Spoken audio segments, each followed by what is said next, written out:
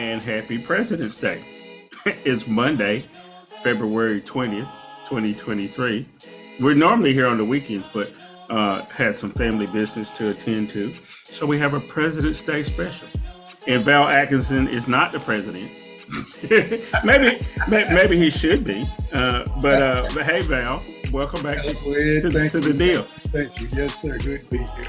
Well, Val. Seriously though, there is some presidential news this weekend. A former president, Jimmy Carter, who was elected in 1976, his family and his foundation announced that he's going to go into hospice care. He's no longer going to seek treatment for the myriad of illnesses he has. He's a 98-year-old man. I mean, so he's due to have some illnesses. But I want to tell you a Jimmy Carter story first before I ask you my first question. The first time I met him, so I've met him 5 times. The first time I met him, I was at Quail Ridge Books, which is a place that you and I both like. And he was supposed to speak at Quail Ridge that evening. I went there during the day to try to buy the book before he got there. And I'm in the book stacks and I look around and there's this little guy and it was Jimmy Carter. And he was like, "Hey." And I was like, "Hey, Mr. President." And he said, "That's a good book." And it was his book. and I said, "Yeah, I wanted to buy it before, so I didn't have to wait in line." He said, "You want me to sign it now?" And I was like, "Yes, Mr. President." He was like, "You don't have to call me that." And he signs my book and we chit chat for a good 15 minutes. And then I did come back that night and he spoke to me again that night. And he told people that I had been there earlier and bought his book. So that's my Jimmy Carter story. But I want to talk about Jimmy Carter, the importance of Jimmy Carter now. He comes in on the heels of the disastrous Nixon Ford administration. And then he is defeated by Ronald Reagan. But talk to me about the importance of Jimmy Carter and what people need to know. Well, I think what Jimmy Carter did initially, Ed, was reinstill the confidence in America that the little guy can win, that you don't have to be some guy that is well known throughout the country and have gazillions of dollars and those kinds of things. But the situation has to be just right. And the situation that you were alluding to was the fact that Rich Nixon had gotten caught up in Watergate. And of course, Gerald Ford pardoned him. So there was stain on both of those houses. And people were looking for a relief. And the way they wanted to say, "We don't approve of what you guys did in Watergate," nobody from the Republican Party can be elected president right now. So here's Jimmy Carter, a peanut farmer from Plains, Georgia, that nobody knew. He had some background in the U.S. Navy, which he spent a lot of time. He was an engineer, but other than that, nobody knew anything about it.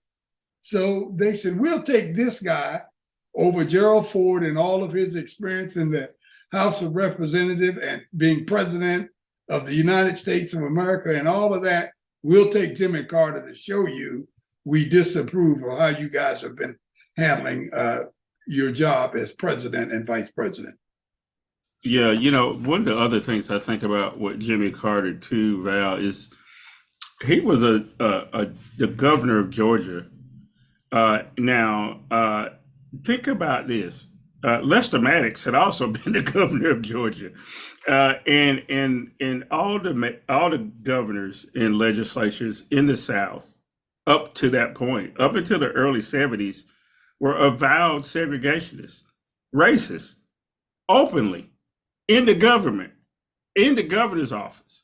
And there comes along a guy like Jimmy Carter who could get along with black folks, and he knew the people from the civil rights movement or whatever. He's a transitional figure to me.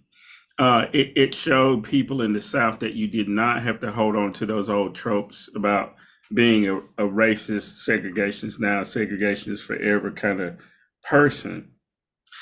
So I think one of the things that's unique about Jimmy Carter is that he didn't have that baggage like a lot of Southern people had. So a person like, say, Jesse Helms from North Carolina never could have been a serious presidential contender, right? Or a Trent Lott. or people like that because they had these avowed racist, background. But a person like George Wallace actually did fairly well. But again, he had a limit to how far he could go because he wasn't openly racist. Talk to me real quick, though. So this other part about Jimmy Carter's legacy, he only served one term. And then the guy who comes after him, Ronald Reagan, everybody tries to pretend like he was some great president. And again, since this is President's Day, let's talk about how great a president or not Ronald Reagan was, in your opinion. Ronald Reagan was not a great president. There's a lot of similarities between Ronald Reagan and Donald Trump in terms of the timing when they came along and what the country was ready for and what the country could be used to attain by a manipulative person. And Reagan may not have been manipulative, but those who handled him certainly were. They had the right guy. He was a great communicator, it was called, because he could read a line. He was what they call a B-type movie actor. And he wasn't some big guy in the movies, but he made a lot of Westerns and things like that. He knew how to read lines, and he had that little cowboy grin that everybody liked, and they knew what that meant. And all he had to do was to do a couple small things to get the right people on his side. One move that he made, Ed, that solidified the right wing for him was when he opened his campaign, he went to Philadelphia, Mississippi, Neshoba County, where Goodman, Schwerner, and Cheney were killed, murdered, and buried in an earthen dam that really sparked on the civil rights movement. He went there, of all places, to open his candidacy, and he started and ended his remark the same way when he said, and I quote, I paraphrase rather, when I become president, you will be allowed to run the state of Mississippi as you see fit without interference from Washington. And they knew what that meant. Yeah. They knew exactly what that meant. It was the White Citizens Council, who was organized and run by Trent Lott's uncle, that invited him there in the first place. So it went around the country, that message went around the country saying, this is who we got.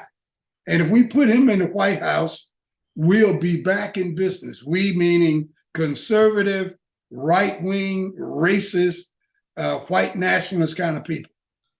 And that's what Reagan was known for beyond the right-wing white community. And he's dead now, so he'll never live that down. He'll always be known for that, whether he wanted that reputation or not.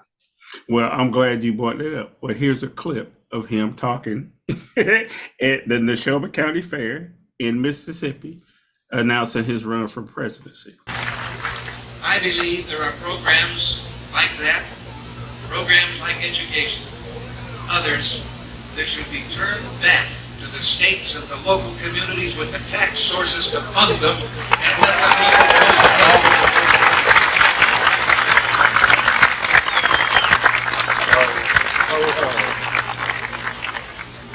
I believe in states' rights. I believe in people doing as much as they can for themselves at the community level and the private level. And I believe that we've distorted the balance of our government today by giving powers that were never intended in the Constitution to that federal establishment. And if I do get the job I'm looking for,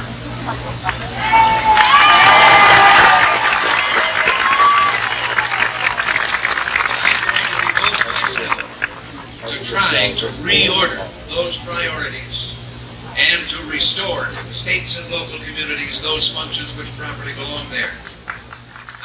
So Val, Johnny on the spot, we had that clip because we've talked about this recently, this whole notion that Republicans keep talking about, well, the party used to be, better.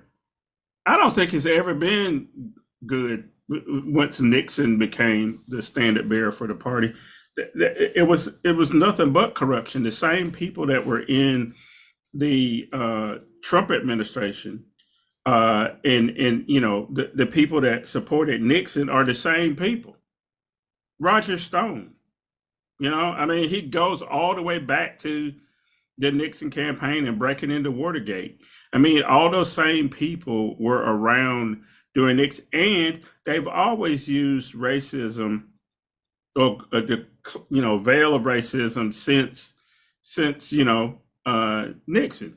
So, talk to me last piece here about the Southern strategy. Explain that again for folks, because I think it's important, because I think it's going to play a role in the next presidential election. It has been around for quite some time, Ed. I just want to give somebody credit. Harry Dent Sr. was the originator of the Southern strategy, and it was designed and still used to get on the side of Southerners who feel that they have been mistreated, feel that they have been taken advantage of by all of these civil rights movement and people of color and that sort of thing, and play up to them saying, you're the victim here, and I'm going to help you. So the Southern strategy was designed to wedge out a piece of the Southern white vote, and along with gerrymandering and voter suppression and those kinds of things, be enough to win Southern states. And it's been very, very successful in making that happen. But, it goes back to the mid-40s when all of this stuff really started, when Democrats decided they could no longer be a part of the Democratic Party because of a plank within the Democratic platform with Truman that basically said he wanted to desegregate the government. And because of that, a lot of them decided they wanted to leave the Democratic Party. So they came in and decided they wanted to become Republicans. Same thing happened with the Tea Party in the 1990s. These were people decided that they wanted to become Republicans. And the old Democratic Party, the Democratic racists from the mid-40s came in and took over the Republican Party. Goldwater became their guy in '64, another president to talk about. Same thing happened in 1980. They chose Ronald Reagan. In 2016, they chose Donald Trump. These guys have a knack for choosing people that can help them spread the Southern strategy. And that is to use race as a divider to ensure that they get the lion's share of the white Southern vote. Yeah. I want to remind you, you're watching The Deal or listening to The Deal on the podcast. It is Monday, President's Day. This is our President's Day special. And we're talking about a president. And the last president we were talking about is one I don't like very much, Ronald Reagan, but gets a lot of credit for stuff, which I don't know why. The Republicans had torn the country asunder with Richard Nixon. Gerald Ford had to pardon him. Jimmy Carter had to come in and save us. And then he gets criticized all the time for the price of gas when he didn't have anything to do with it. But that's how it works, Val, which brings us to modern day. We wake up this morning and see Joe Biden had gone to Ukraine, gone to Kyiv. Hold on just a second. Let's look at a clip, and then we'll talk about it. As long as it takes is an echo of the mantra, almost precisely the words we heard from Germany's leader Olaf Scholz and Emmanuel Macron, the president of France, in recent weeks. And that is probably the most important takeaway from this visit. President Biden not just addressing his Ukrainian counterpart there, but also addressing the people of Ukraine, addressing Vladimir Putin in Moscow, and the American people as well. Remember, domestic political support for this is crucial. And he was resolute. We stand by Ukraine for as long as it takes. Right, So Ukraine is not the safest place in the world to go. But Joe Biden took a risk. He got on a plane. He went to Ukraine to meet with the president there. We haven't talked about Ukraine very much on this program, and for a good reason. And I won't go into it right now, but I do want to talk about Biden's surprise visit to Ukraine. What do you make of that? And how has he handled that? And then, and just in general, how has he been handling the presidency when he's under so much criticism about his age, his mental faculties, blah, blah, blah? Well, I have to be real careful, Ed, when I talk about age and mental faculties and all of that kind of stuff. Joe Biden and I were born in the same month. I won't talk about the year. We were born 20 days apart in the same month. But Joe Biden, I think, made a good decision. His handlers worked with him to make a good decision to go to Kyiv in Ukraine. Because what it did, it happened at a time that Russia is starting to ramp up their attacks on the country of Ukraine again. And Joe Biden is trying to show not only Ukraine, but the world that we are still with you. This was a surprise to everybody. Nobody knew he was coming except the Russians. They did notify the Russians that, hey, the president of the United States is going to make a surprise visit that nobody knows about except you and I, going to make a surprise visit to Ukraine. And we don't want any accidents to happen, okay? So that was done, but I think it was a great gesture. Now, and that's coming from a guy who didn't necessarily think that we should be involved in Ukraine, Ed, as deeply as we are. And I have 1,000 reasons, and that'll take a whole nother show to talk about that. But my biggest concern is with people I call chicken hawks. These people who sit around, they've never been in the military. They don't have anybody in their family that's ever been in the military. But they want us to go to war.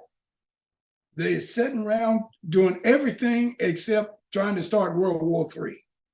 What we should, the F-22s or whatever that we should be giving Ukraine, you know, whether or not how we should respond to the Soviet Union if they use tactical nuclear weapons. You know, I mean, that scares me. Tactical nuclear weapons, I don't think some of those guys realize what happens to Homo sapiens on planet Earth if we have a nuclear war. I really don't think they understand. The entire species will go bye-bye. We'll be Nomo sapiens. Right. Nomo sapiens is what we'll be. Hey, Val, look, I think it's about time for us to take a break, and that's a good place to end. When we come back, I want to talk about an issue I brought up on our sister show on Connections on Foxy 107. We had Professor Kurt Smith from NC State talking about Black land laws, how Black families are losing land. And as part of our Black History Month continuing efforts, in this break, you'll see Fred Hampton, former chair of the Black Panther Party in Chicago, and we'll talk about that too when we come back. So stay right there. We'll be right back after this message.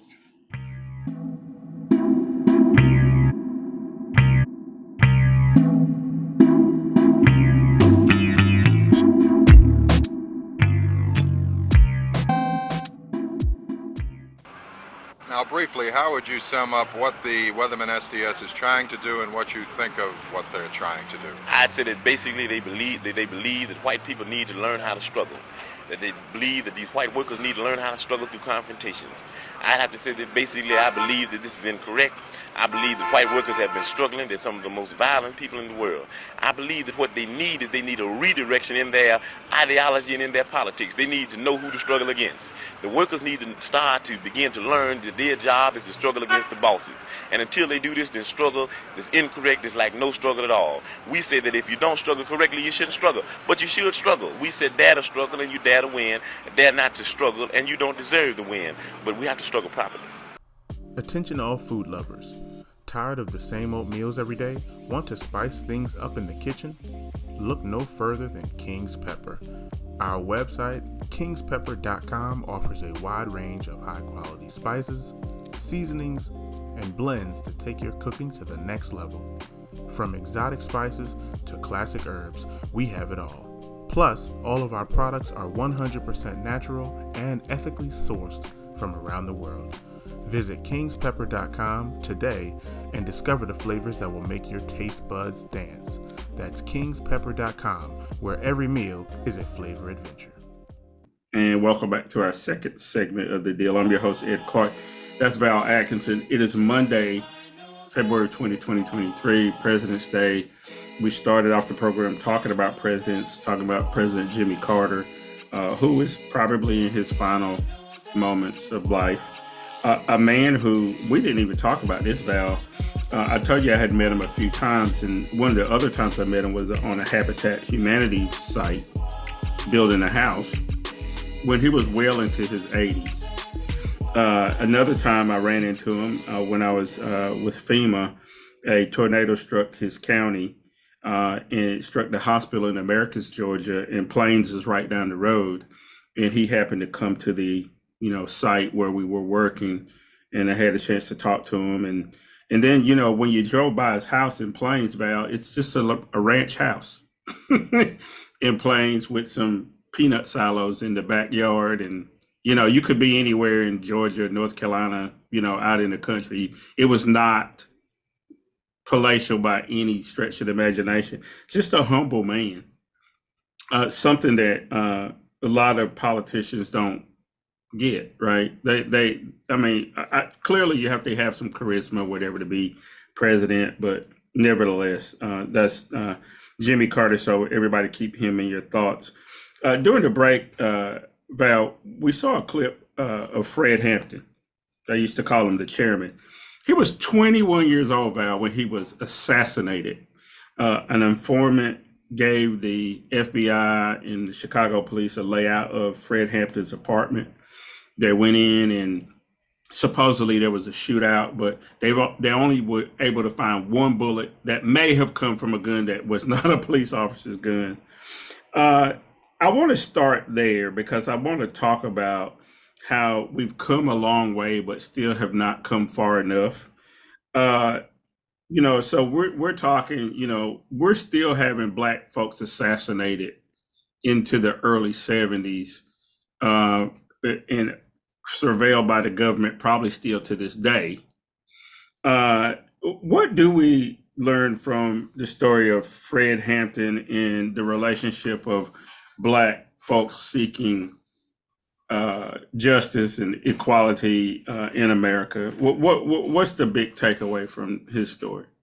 I think the biggest takeaway is the actions and motivations of the head of the FBI, Mr. J. Edgar Hoover, at that time. J. Edgar Hoover was obsessed with the Panthers. He was obsessed with Fred Hampton, even more so than Huey Newton, even more so than people like Eldridge Cleaver, the communications guy, even more so than Bobby Seale. All of those people who were the head front of the Panthers, J. Edgar Hoover knew who they were, and he was on their list. But Fred Hampton had a special place in his heart and mind. Fred Hampton had no fear of J. Edgar Hoover. Fred Hampton said exactly what he wanted to say and could not be stopped. J. Edgar Hoover therefore named the Black Panther Party the number one domestic problem in the United States of America. I mean, these guys are abiding by the law. They're feeding breakfast to kids. But they were doing things that were not kosher as far as J. Edgar Hoover was concerned, because they did not exude fear. They did not act as if they were afraid of law enforcement. They did not allow you to come into their community and take advantage of them, to kill them without accountability. They did not allow that. And that's the thing that J. Edgar Hoover knew that law enforcement needs in order to do what they want to do and maintain control in the Black community. And he knew that Fred Hampton would stop all of that. He was having, as my grandson liked to say, he was having none of it. He wasn't having any of it. And he became enemy number one. He was shot. He was murdered, Ed, as he lay sleeping by law enforcement officials that we pay their salaries. They went in and executed this man, assassinated him as he lay sleeping in the bed. Now, what kind of system of jurisprudence, law-abiding citizens, honorability, justice? What is this? What country allows that to happen?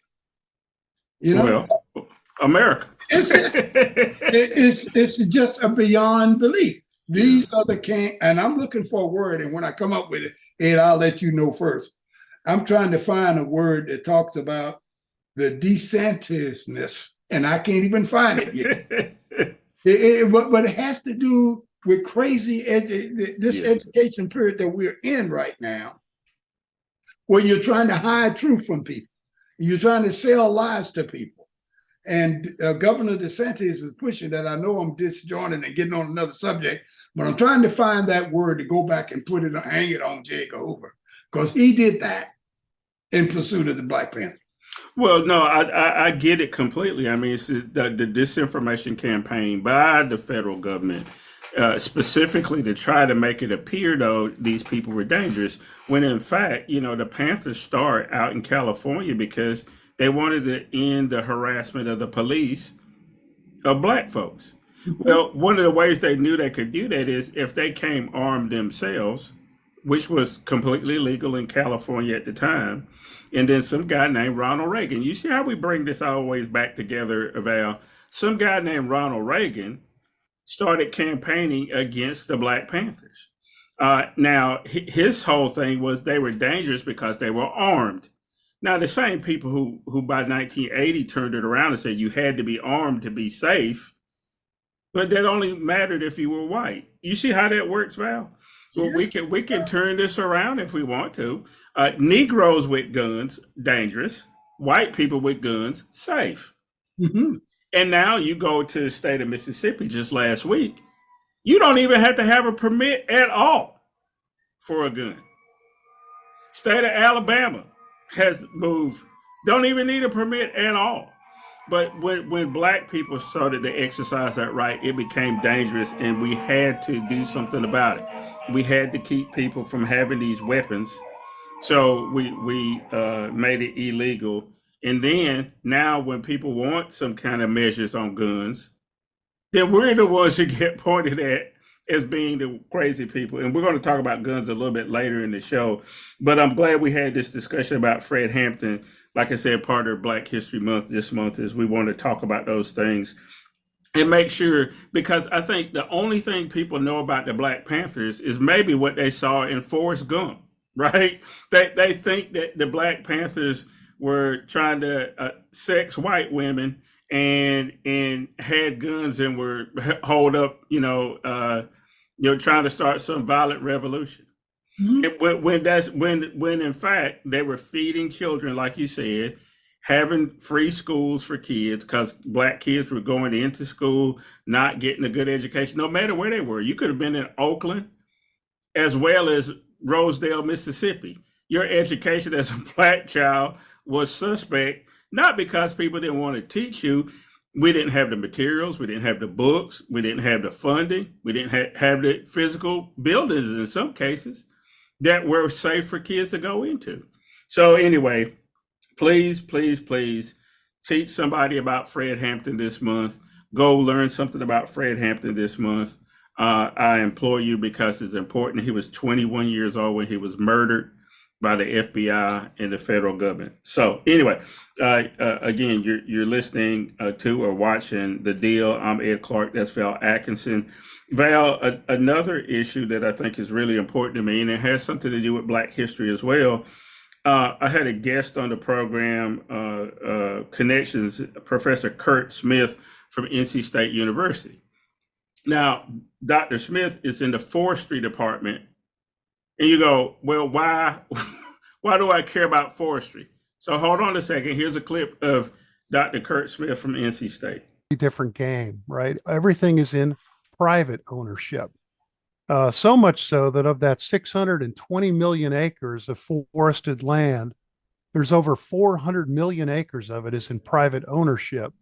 And of that 400 million acres, and I apologize for throwing numbers all over, but I just want to give you a little feel of the metrics of the problem. 300 million acres of it is caught up in small family farm and forest holdings.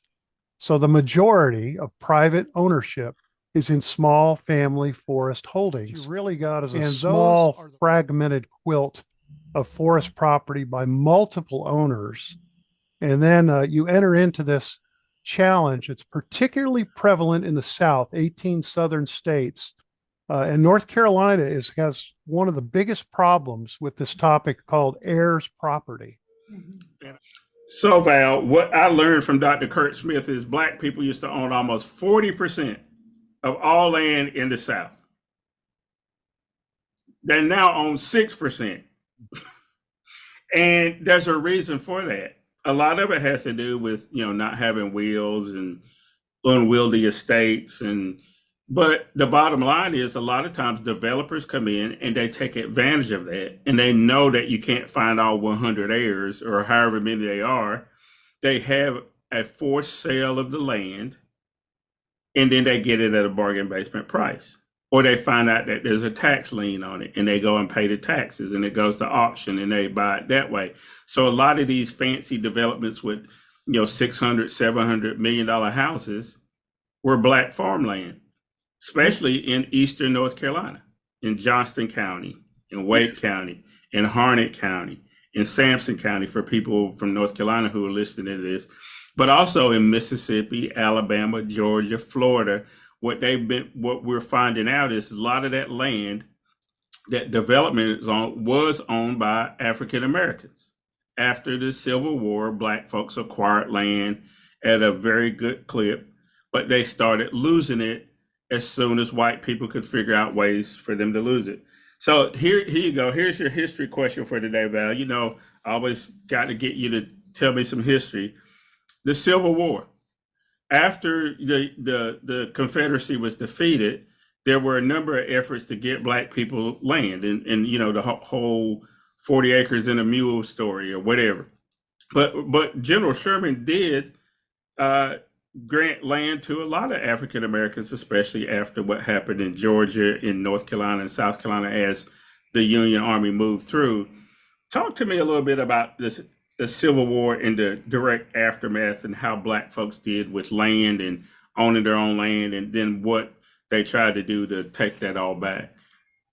Well, General Order number 15, issued by Tecumseh Sherman, was issued primarily, and got to back up one point here, as Sherman was marching to the sea, as he rode through plantation after plantation, freed Blacks would follow his entire army.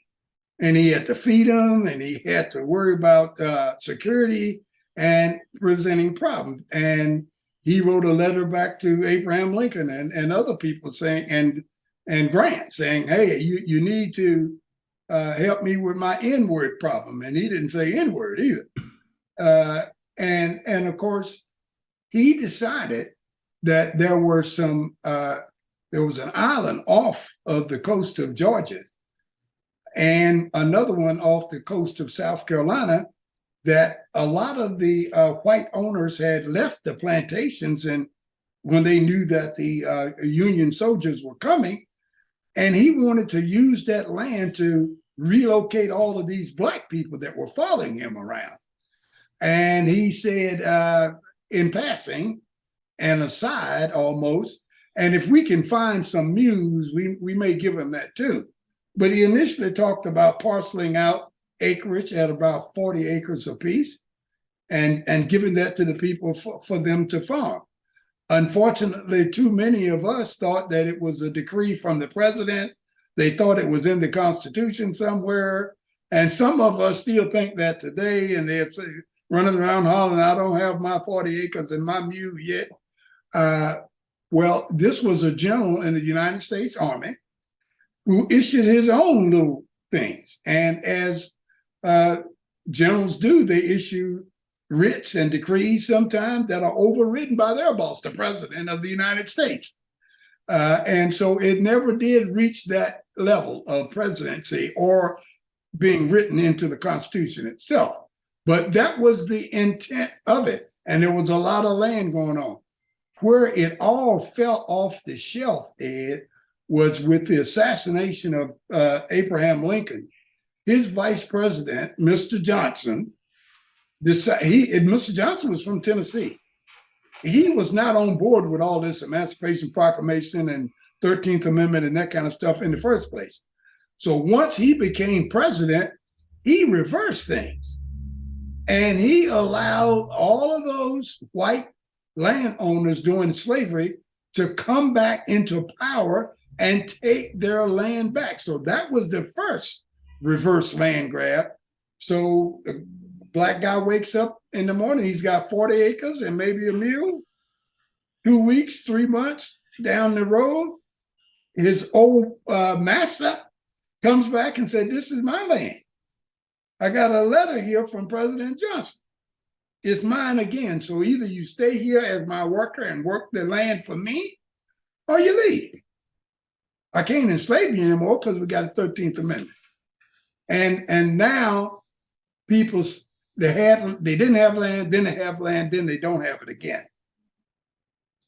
And based on what you're saying, Ed, we made a few mistakes too. There were 8, 10, 15 sometimes kids in a particular family. And the daddy would die and leave a parcel of land to as many kids as he could. Well, the kids that were living up in Pittsburgh and New York and places like that, they just wanted to sell their part and go back to take the money and go back home and party. So they did that, and some of them didn't.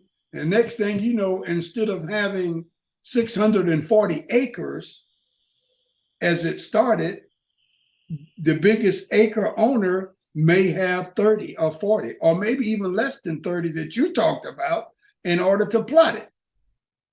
And we begin losing our land. We get into something called sharecropping. Under Jim Crow laws, where there was a vagrancy violation that could put you in jail, you had to sign a contract, especially in Mississippi. You had to sign a contract with some white landowner, or you were considered to be a vagrant and you could go to jail.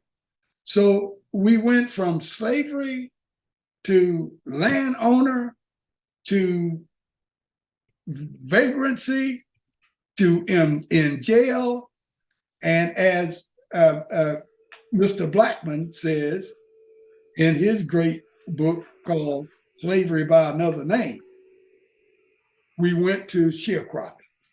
And all of it ended up in a loss of property, Ed. And some of us still have some of that property, you being one. I applaud you for that. And we are trying to hold on to much as we can here. But we've had too much loss of land and property in the Black community. And most definitely. And if you want to hear that interview, you can go out to the website, thedealwithedclark.com, click on the link. There'll be a link with the interview with Professor Kurt Smith from NC State, because I think it's important. He brings up a lot of points that we don't consider valid, especially that one that you were talking about, how we parceled it out with all these relatives, not thinking about what the implications are, especially the ones who don't have any intent on coming back down here. And so you get these land squabbles between families, and it's not good for us, and it doesn't leave a legacy. Decide who you want to leave it to. It might hurt somebody's feelings, but who cares? And if you're going to sell it to your cousin. Don't sell it to some land developer. No. Keep it in the family. Keep it in the family. So we're going to take a break, and when we come back, I want to wrap this up. There's been some more mass shootings in the United States, Val. I want to talk about that. I want to talk about Fox News caught in a lie. It's been proven that they knew that the orange guy did not win. In the break, you'll see another clip of Fred Hampton. Again, I really, really think it's important for people to know who Fred Hampton is and what he said. So you're going to see another clip of that in the break. And then you'll also see a clip about a black family in Colorado who has a ranch that white folks are trying to run them off of their land in Colorado as we talk about, that. So all of that and much more when we come back.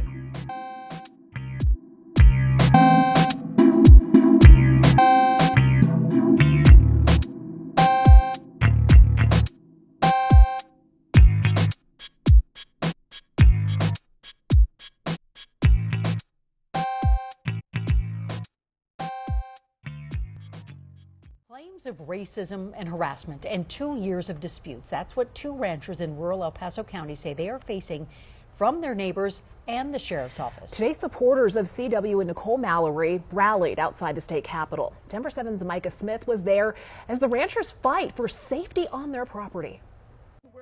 We came from Mississippi and Texas and Pennsylvania and New York to stand with this family. Black ranchers CW and Nicole Mallory's story of poisoned animals, racist threats, and what they say is a lack of response from the El Paso County Sheriff's Office has resonated with many across the country. It is our duty to fight for our freedom. And their supporters are rallying here at the Colorado State Capitol. Not all cops are bad. There are men and women who are sworn to serve and what? Protect. To do what? Protect. To do what?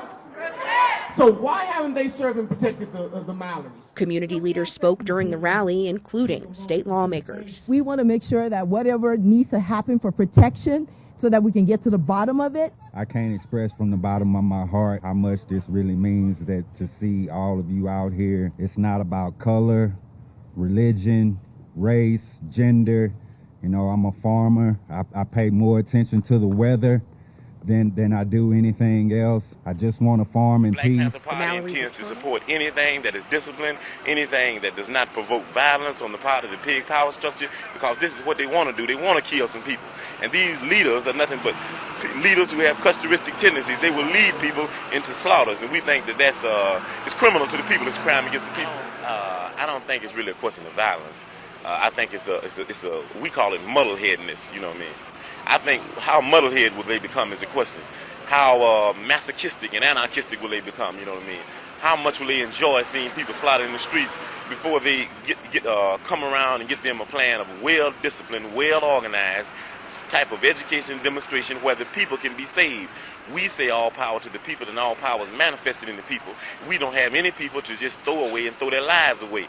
We think that people that throw the people's lives away in these types of counter-revolutionary folly, those people are criminals and they should be judged as such. And these people that commit crimes against the people should try them and indict them and sentence them. These new revelations tell you about Dominion's case against Fox News. They're pretty toxic, Paula. They are really the kinds of things you rarely see in these big lawsuits, because typically in a defamation lawsuit you have an errant or maybe a hot dog reporter and a failure of a fact-checking system. These, what we've seen, demonstrate a corporate-wide defamation, because the critical constitutional standard is, did they know it was false? And from the hosts to the producers up to Rupert Murdoch, there's really vivid evidence that says exactly that. So they're looking at a very serious prospect of a big verdict and a reputational hit. And welcome back to our third and final segment of the deal. I'm your host, Ed Clark. That's Val Atkinson. It is February 20th on a Monday. It's President's Day. This is our President's Day special. And we've been talking about presidents. We've talked about Jimmy Carter. We talked about Ronald Reagan. We've talked about Gerald Ford. We talked about Richard Nixon. We've mentioned Harry Truman. We've mentioned President Johnson, who was born in Raleigh, North Carolina, but represented Tennessee. We've talked about a lot of presidents today, because presidents and Joe Biden, because presidents have a big effect on us all the time. In the break, you saw some more Fred Hampton. And then you also saw a story about a black ranching family in Colorado who's under a lot of pressure trying to hold on to their land.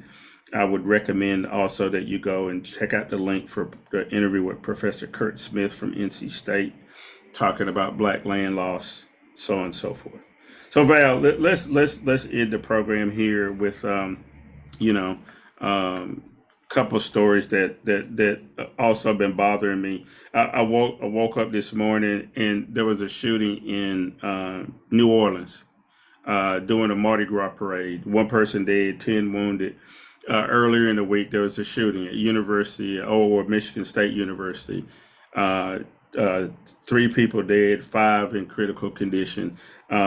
Wake up to another story this week. More people shot, more people dead, whatever. It's starting to be.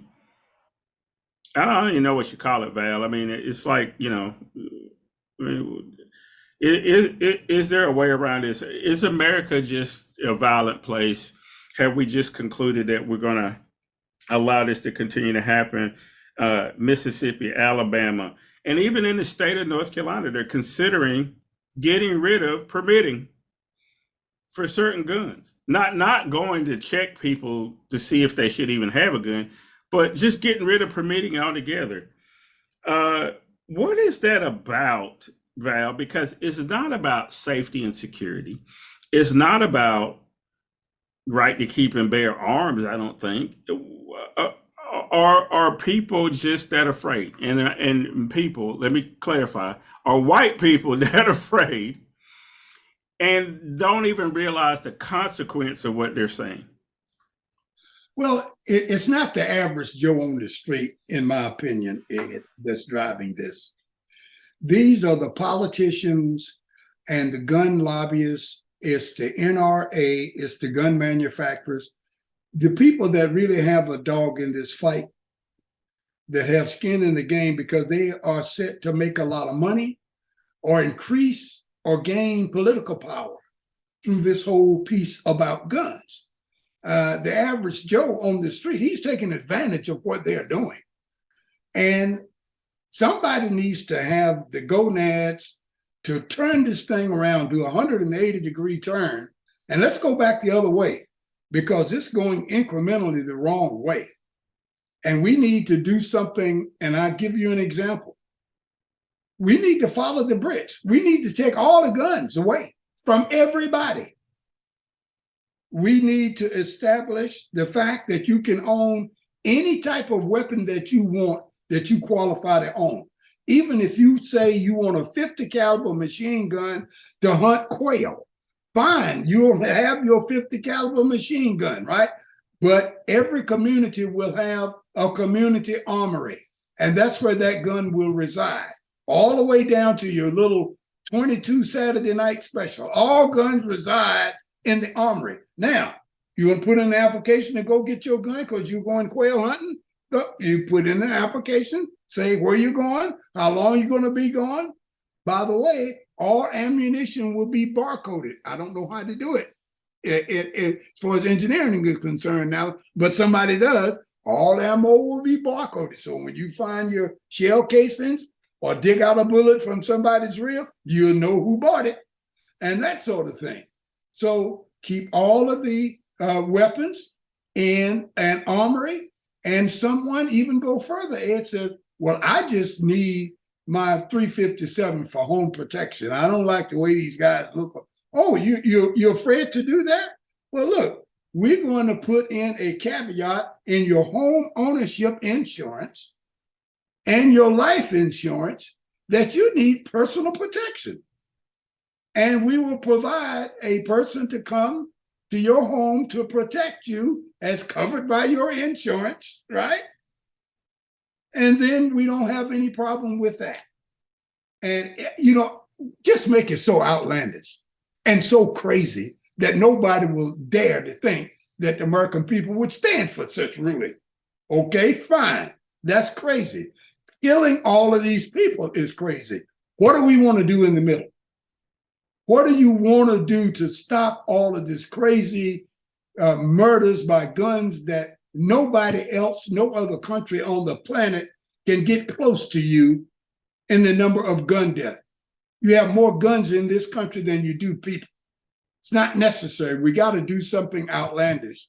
Somebody needs to run on that agenda, Ed, to say that we got a plan and all to get out of the weeds talking about 30% of this and on the, no, we're taking all weapons from everybody. So that's what they say all the time anyway, right? That what we want to do is take all their weapons. And I own weapons. I know how to shoot a weapon. I've been trained to shoot one. I, you know, I can do without it if I didn't have it. I don't go hunting anymore. At least I haven't been over a decade, or maybe more. And so it's not that pressing to me. And for those people who say they have to have their gun or for protection or whatever else, I think it's overblown. I think it's nonsense. I think it's silly. The only amendment people seem to know is the Second Amendment. Val, I make the joke all the time about the 11th Amendment. I ask people all the time, what is the 11th Amendment about? They can't tell you. Well, it's so you can't sue a state. And the reason why is because a guy from Georgia wanted to build the United States government for some cannons and stuff he supplied. And then so they made an amendment to keep him from being able to sue. So, I mean, it's those kind of things, Val, that people don't think about. So I challenge you to go look up the 11th Amendment, but also read the text of a whole bunch of amendments. You saw the 11th Amendment up there on the screen. Read the text. And I want somebody to be as exercised about that as they are about the Second Amendment.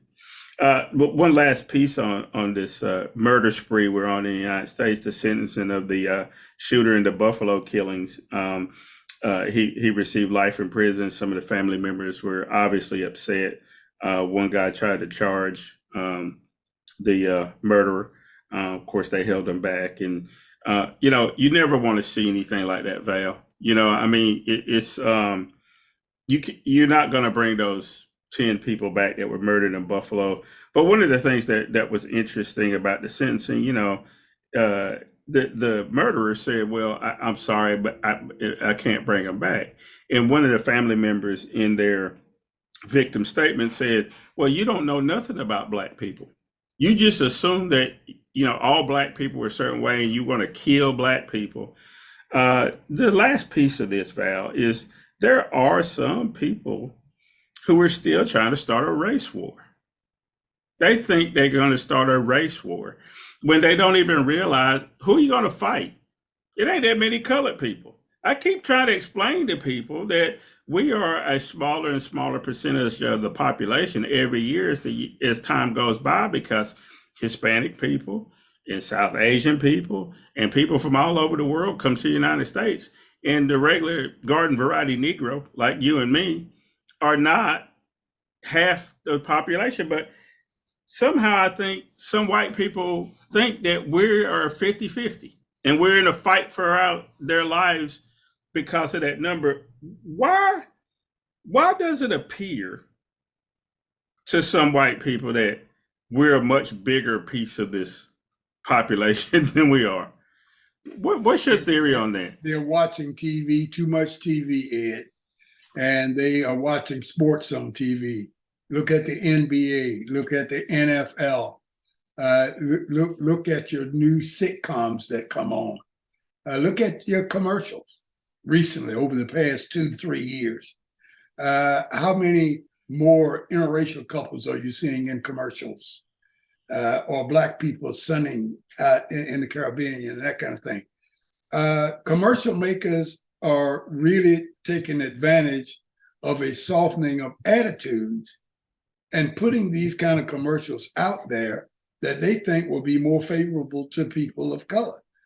Some white people see that as, oh, they're taking over. Every time they look around, they got a mayor of a major city on and he or she is Black. They look around and people in the Congress, the numbers are growing. You look around and you got a vice president that's Black. You just had a president that was Black a few years ago. They are afraid that they are about to be overtaken. And they think that it's in numbers. They know intellectually that they are the majority as far as raw numbers are concerned, but it doesn't feel that way to them, Ed. They think that Black people, because everything they see and hear about has a black face to it, or a brown face to it, or an Asian face to it, and that bothers them, and they become fearful. Yeah. Well, guess what? They're going to have to be mindful of it, because they wouldn't have any NFL or NBA or Major League Baseball or whatever to watch if it wasn't for colored people. You know, we were all over the just most recent Super Bowl. Rihanna did the halftime. You know, two black quarterbacks in the game. You know, I mean, it's just, you know, I mean, on one hand, we're very successful, Val, despite the fact that racism still exists, and I think that's also one thing that they can't square is how is it that there's still racism then if all these black people show up in all these spaces. And if you go to other countries, America does not have culture unless it is black people. If you go to Korea and you listen to K-pop music, it's black music, black American music, right? So the only thing Koreans know about America is black American music.